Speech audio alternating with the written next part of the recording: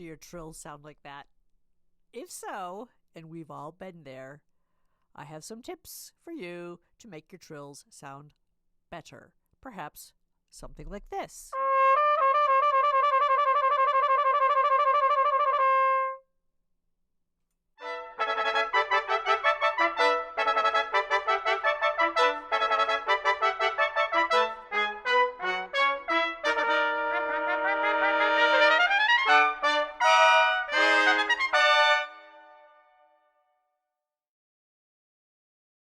Now, one of our notoriously most difficult trills, as I've demonstrated, is going from an open valve trill to first valve, like C to D, which happens a lot in music. A whole step.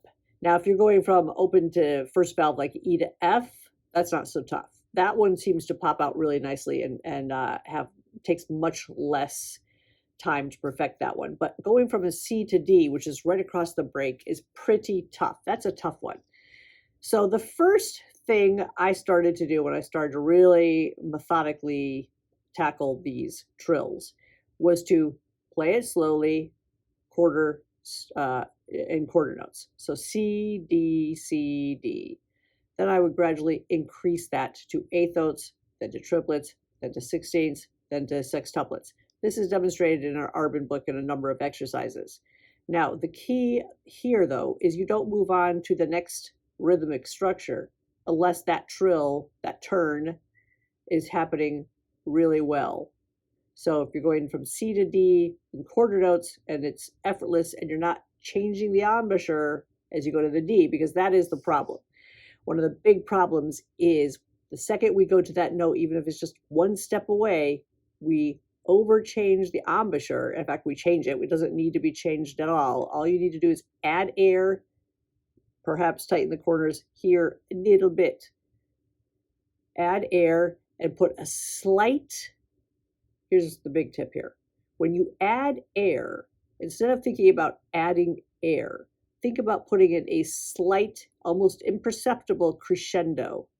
From the audience's point of view, they're not going to notice it, but you're putting in a slight crescendo going to the D, if you're going from C to D, or if you're going from high F to G. You're putting in a slight crescendo. What that does is it makes you add the air that you need without having to think about add air. No, just do a slight crescendo. The crescendo shouldn't be something that people actually perceive per se. That's an interesting little alliteration. I like that. But it is going to have the effect of helping you push the air through and keep steady, consistent air. And you have to have a little bump of air as you go to that next note to overcome the resistance that you've got when you go from an open valve to first valve. Now, I didn't make this up. The person who taught me this was actually at a grad school audition at the University of Michigan. I was auditioning for the master's degree at the University of Michigan. And this was back in the days when Gitala was teaching there. So I played for Gitala, and I was playing a Baroque piece on piccolo trumpet, and I was having problems with my trills. And he liked my playing a lot. And he gave me a little mini lesson on trills. And he said, okay, in order to have a trill sound consistent and beautiful throughout the length of the trill, from the time that you start the trill to end, you have to be doing a slight crescendo through the whole trill. Second I did that, my trills improved by like 98%. And I started applying that with all trills, no matter what I was doing. And I found it to be absolutely revelational. So this isn't coming from me. This is coming from Gitala. Take it from him. And he does know a thing or two about trumpet playing. When he was alive, that is. Okay, so that's the first thing. You must have a slight crescendo on all trills. No matter what the range, no matter what it is, if you put a slight crescendo in, you're going to be adding the air. At the same time you're adding that air, don't change your chops. The air is doing it for you when you're only going a step away. The air will accomplish it as long as you keep these firm. Not pinched, not going into a smile, but keeping them firm. That is going to be tremendously helpful. Now let's talk about the second aspect of getting a good trill, which is to make it sound elegant. The key there is learning how you start the trill and stop the trill. Coming out of the trill is just about as problematic as doing the trill itself. because you have to figure out how to come out of that trill and then go to the next spot in the music and make that sound logical. That took me years to figure out because I would just like kind of randomly stop the trill. Okay, I guess the trill's done with now, and now I go to my next measure of music or next note or whatever it was. And I would get complaints like, your trill's, it doesn't make sense. And I could not understand why until I really, really started to analyze it and realized, okay, I'm not applying any rhythmic logic to my trill. So the first step there was figuring out where I stop the trill. So whatever piece of music you're playing on, the key to making it sound elegant is to figure out when to stop the trill, on what precise beat of the measure. Are you stopping if it's a 4-beat trill, are you stopping it on beat 4 or the end of beat 4 or the last 16th of beat 4? What are you doing? You have to figure that out, and it depends on the style of music you're playing, and it also depends on where you are technically. You might not have the ability to sustain that trill for evenly and beautifully for 4 full beats. And you might be able to very well get away with stopping that trill on beat 3 or stop it right on beat 4. There are a number of ways to tackle that, but in order to play that thing elegantly, to sound elegant to the listener, you've got to know precisely where you stop the trill. So analyze that, put it in your music where you stop the trill, and practice with a metronome. My trills did not improve until I got that nasty little beast out that we all love to hate called the metronome.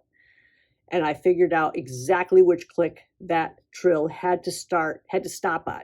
So if I was going to C to D trill, I had to end on the open valve on the C on beat 4, if that's what I had analyzed. And I practiced with the metronome, making sure that that trill was even and stopped evenly on the open valve on beat 4. That was incredibly important to making my trills sound beautiful and elegant. The third tip here is to make it logical within the piece that you're playing.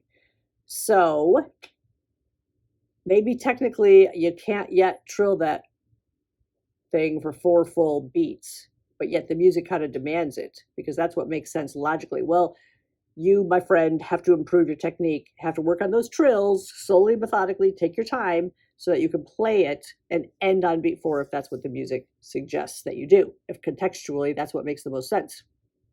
That does take time. It does take a lot of work, but you go at it slowly, don't rush it, and really don't pushing here in the embouchure using pressure to get your trill is never going to work. That is just not going to work. Now, I had a teacher, Jimmy Burke, last of the great cornet virtuosi from the American School of Cornet Playing. And he was a big advocate of the tongue trill. And he demonstrated that for me in lessons. And it was absolutely incredible.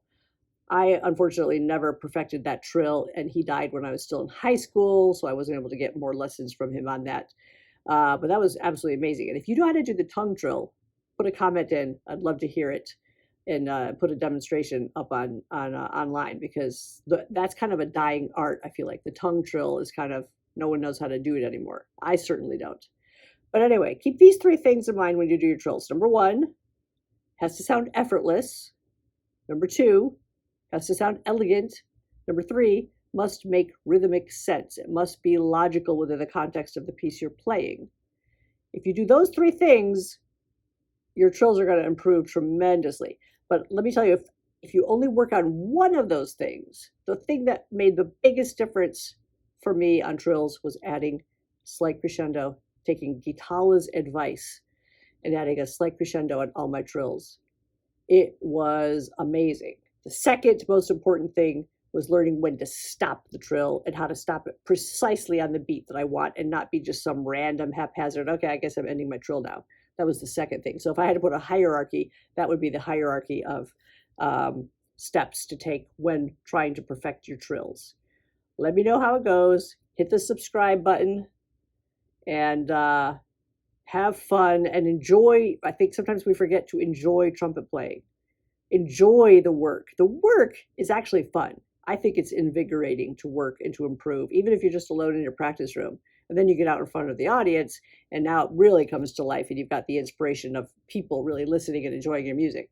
So don't forget to have fun, because if you are enjoying your music, I guarantee your listener is not going to enjoy your music either. Have fun.